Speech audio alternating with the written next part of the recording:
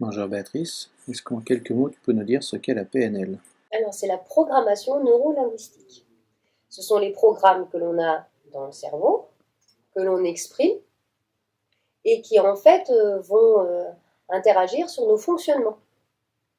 Et alors, la PNL, qu'est-ce qui s'est passé? C'est qu'on a rencontré des gens qui, on ne sait pas pourquoi, eux, ils réussissaient tout.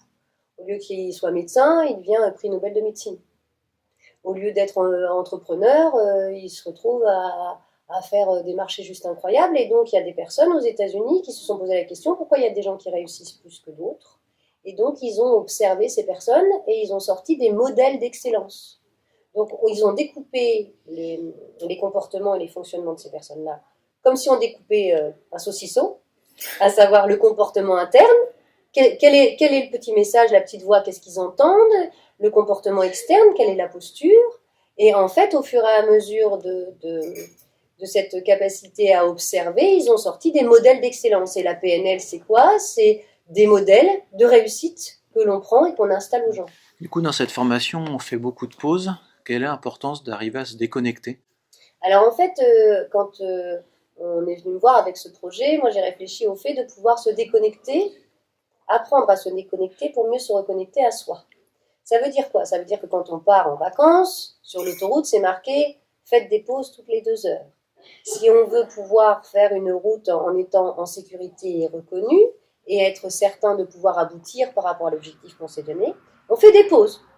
Si on ne fait pas des pauses, à un moment donné, on risque justement d'être en incapacité de gérer et d'aboutir dans l'objectif qu'on s'est donné. Donc déjà, la première des choses, c'est arriver à se déconnecter pour mieux se reconnecter à soi et apprendre à faire des pauses. Si on fait des pauses, on peut mieux se reposer, on peut mieux gérer ses énergies et donc de ce fait, on peut arriver tranquillement à la destination. Atteindre son objectif, c'est se donner les moyens d'aboutir et de pouvoir prendre le rythme nécessaire aussi afin d'arriver.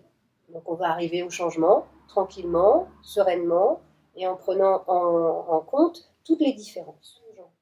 Et comment, du coup, la PNL va pouvoir aider ce public qui est donc en situation de handicap dans la formation à Panayo pour leur professionnalisation? Alors, dans un premier temps, déjà, le fait de pouvoir revenir à une activité professionnelle, puisque c'est l'intérêt de cette formation. À la fin de cette formation, ils vont revenir dans le milieu du travail. On va déjà les accompagner dans le changement. Parce qu'on passe d'une période d'apprentissage à une période d'exécution. Donc on va déjà leur donner l'opportunité d'être qui ils sont, bien se connaître, bien connaître leur fonctionnement. De plus, ensuite, après, on va mettre en place la confiance en soi, la gestion du stress, la capacité à gérer les conflits et la capacité surtout à connaître ses points forts, ses points faibles et à mettre en place un objectif qu'ils vont pouvoir atteindre tranquillement.